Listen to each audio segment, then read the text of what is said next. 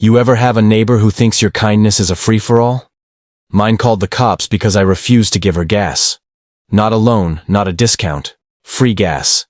And somehow she expected me to be arrested for saying no. You won't believe how a simple disagreement over fuel turned into a full-blown HOA nightmare, with threats, yelling, and an official police visit that left the whole street whispering. This is the story of the day my morning commute became a war zone. The sun was barely peeking over the rooftops, painting the cul-de-sac in that perfect early morning glow. I was leaning against my old sedan, the one with the dented bumper and slightly squeaky wipers, when I saw her, Karen. The type of Karen who makes HOA meetings feel like gladiator arenas. She was striding up my driveway, oversized sunglasses perched on her nose despite the dim light, and her expression had that familiar mix of indignation and entitlement. "Morning," I called, trying to sound cheerful, though instinctively I knew this was trouble. "Morning," she replied, voice clipped. And then, out of nowhere, she launched into it. "You know, my tank's empty, and I noticed your car here. I was hoping you could just, help me out." "Fill it up?" I blinked. Did she just ask me to give her free gas? My mind ran through the possible polite refusals. I'm actually on my way out, so—" No, she interrupted, stepping closer. "It'll just be a few gallons. Consider it neighborly." Her tone was syrupy sweet, but her eyes had the sharpness of a hawk. I laughed nervously, gripping my keys. "I don't really do free gas. Sorry." Her jaw tightened. "Excuse me?" I could see the gears turning in her mind. She didn't like being told no, not even politely. And then came the pause. Long, tense, like the moment before a storm hits. "I think you should know," she said, voice lowering just a notch. "I could call the cops if I wanted to." I froze. The words hung in the morning air, heavy as exhaust fumes. My own street suddenly felt alien. My neighbor, a woman I had only exchanged polite waves with, was threatening legal action over gas. And that's when she smiled, that terrifyingly calm smile, the kind that says, "I'm about to escalate this, and there's nothing you can do." Before I could even respond, she whipped out her phone and started dialing, and just like that, my quiet morning had vanished. I stood frozen on my driveway, the early sunlight suddenly too bright, as Karen's fingers danced over her phone. She didn't even bother to lower her voice. "Yes, officer. I need someone here immediately. There's a neighbor refusing to be helpful." I wanted to say something, anything to defuse this ridiculous situation. "Look, it's just gas," I started. "You don't get it," she cut me off, her voice sharp enough to make the neighborhood dogs bark. "This isn't about gas. This is about principle, about respect, about you obeying me." I exhaled slowly. There was no reasoning with this. None. And then came the sound that would haunt me for the next hour. Sirens. 2 police cars pulled up, lights flashing, but thankfully no one on my quiet street was outside yet. The first officer stepped out, a tall woman with a clipboard, calm but cautious.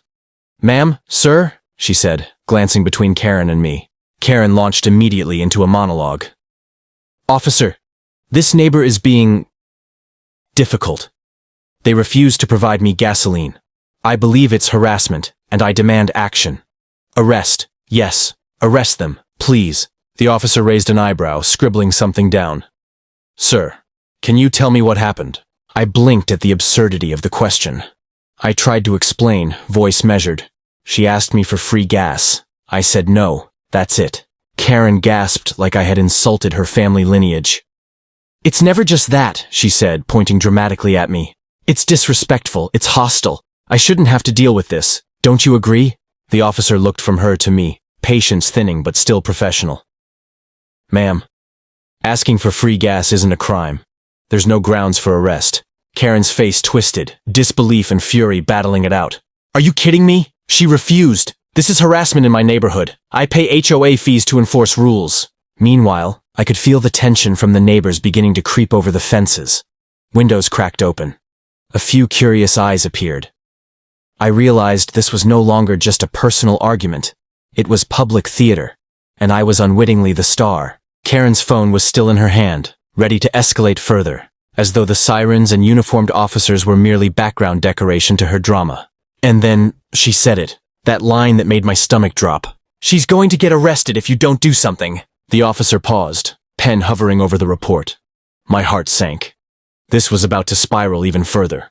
The officer glanced between us again, expression unreadable, like they were trying to process the absurdity before them.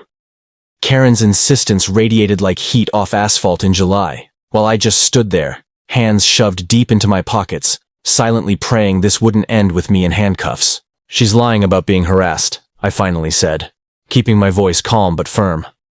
"I'm not threatening anyone. I just said no to giving gas." Karen's eyes narrowed, and she leaned in, voice dripping with faux outrage. "You think you can talk to me like that? I run things in this neighborhood. I enforce rules. I expect respect. I pay fees, mind you, for safety and order. And you—" She gestured wildly at me. "You think rules don't apply to you?" The officer took a deep breath. "Ma'am, refusing to give someone a personal favor isn't illegal. There's no law being broken here." Karen's head snapped toward me, expression somewhere between disbelief and fury. "You're protecting them? After all this disrespect? I call you for help, and you—" She paused dramatically, letting the tension build like a spotlight on a stage. "You do nothing?" The street seemed to hold its breath. A neighbor had ventured out, peering over the fence, eyebrows raised. I could practically hear the collective gasp of the cul-de-sac. Look, I'm just trying to live my life," I muttered, exhaling slowly. "I don't want trouble. Just fill up your tank somewhere else." Karen scoffed, like my words were the betrayal of a sacred oath. "Fill up somewhere else? That's outrageous. You're acting like I don't deserve—" She stopped mid-rant, noticing the second police car pull up, tires crunching gravel. Oh no, it wasn't enough that she had one officer on her side of the driveway drama. Now she had reinforcements, or at least backup to reinforce her self-made moral high ground. The second officer, a younger man with a skeptical frown, stepped out, surveying the scene. Karen's eyes lit up with manic triumph. "See? They're all here. You can't get out of this now." My stomach sank. What had started as a minor request had somehow snowballed into a full-scale neighborhood incident with 2 cops and an audience of curious neighbors. And Karen. Karen looked like a general ready to declare victory before the battle had even started. I swallowed hard, realizing that saying no had led to something far worse than I ever imagined. And then, she made her next move, one that would push this conflict to a level I wasn't prepared for. Karen's phone never left her hand, her finger poised like a trigger ready to dial her next dramatic escalation. She spun toward me, voice sharp and theatrical. "You think this is over? You think 2 officers are enough to save you? I'm calling the HOA. I'm filing a formal complaint. They will make you accountable." I could feel my shoulders stiffen, the weight of every nosy neighbor's gaze pressing down on me like a spotlight. 2 police officers, and half the cul-de-sac watching me like a contestant on some bizarre reality show. It was surreal. "Ma'am," the older officer said, clearly trying to calm the storm, "threatening someone with the HOA or police for a personal favor isn't a crime. You can file a complaint if you want, but refusing gas is not a violation of law." Karen huffed, crossing her arms, sunglasses glinting in the sunlight. "Law? You think law matters? This is about decency, morals, and community standards. You're shirking responsibility, sir. How dare you protect her?" The younger officer raised his eyebrows, glancing at me.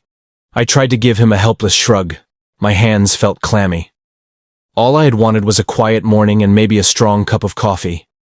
Now I was at the center of a suburban battlefield, and my crime was being reasonable. Karen leaned in, lowering her voice to a conspiratorial whisper, as if sharing some forbidden secret with the officers. "If they get away with this, everyone will start acting like they don't have to follow the rules. My entire neighborhood will crumble." A neighbor peeked from behind a curtain, eyes wide, and I could almost hear the whispered gossip spreading through the street like wildfire. I wanted to sink into the asphalt. The older officer cleared his throat. "Ma'am, you are welcome to submit a complaint to the HOA. But the police can't enforce personal favors. That's not what we do." Karen's face twisted in disbelief, her jaw practically trembling. She took a step closer to me, voice rising. "So, you're saying this is allowed? That I can just be ignored? That my property, my fees, my rules mean nothing?" The younger officer sighed, pinching the bridge of his nose. "Ma'am, we're just here to keep the peace. There's no law being broken." Karen froze. Then, without warning, she raised her phone like a sword. "Fine. If the cops won't arrest her, I'll make sure the HOA does. They will make her pay." A cold dread ran through me. The cops exchanged glances. Even they knew this wasn't going to be a simple call-and-go situation. And in that moment I realized, this wasn't about gas anymore. It was about control, about power. And Karen. Karen wasn't going to stop until she got it. The tension on my driveway was suffocating. Karen's phone never left her hand, fingers hovering over the screen as if she could summon some invisible force to enforce her demands. The officers stood nearby, patient but visibly trying not to roll their eyes. And I just wanted to disappear into the asphalt beneath my car. "Listen," I said, voice steady despite the adrenaline. "I don't want trouble. I don't want to involve the HOA. I'm happy to talk about neighborly things, but free gas is not one of them." Karen tilted her head, that signature mix of disbelief and fury painted across her face. "Talk? You think words can fix this? No. This is about principle, justice, and accountability. You owe me." One of the officers, finally breaking the silence, said, "Ma'am, he doesn't owe you anything. You're allowed to be upset. That's fine. But threatening or harassing someone because they don't provide a personal favor crosses a line." Karen's lips tightened into a thin line. For a moment, she looked like a general realizing the battle might not go her way. Then, with a dramatic flourish, she backed toward her car, muttering under her breath about HOA forms and neighborhood decay. As she got into her car and peeled out of the driveway, the sirens faded, and the officers exchanged a quiet nod. "You're free to go," the older officer said. "Just maybe avoid driveway negotiations with her in the future." I laughed nervously, the tension finally releasing in a rush of relief. "Yeah, that's probably wise," I muttered, glancing at my dented bumper as if it had somehow survived the ordeal with me. The street was quiet again, but the whispers and sideways glances of neighbors lingered like a faint echo. A few waved cautiously, and I waved back, exhausted but oddly triumphant. It wasn't about free gas. It was about standing my ground and realizing how far some people will go when entitlement takes over. As I got into my car and started the engine, the smell of fuel mixing with morning air, I couldn't help but shake my head. Karen had lost this round, but the lesson was clear. In HOA territory, even the smallest refusal could escalate into a full-blown drama. And apparently, I had just survived the Karen Olympics. Driving away, I caught a final glimpse of her at the end of the street, phone in hand, plotting her next move. I smiled to myself, imagining the HOA meeting that awaited her, filled with paperwork, complaints, and probably more shouting than necessary. Some battles aren't worth fighting. Others, though, you just have to refuse firmly and survive the theatrics. And today, that was my victory.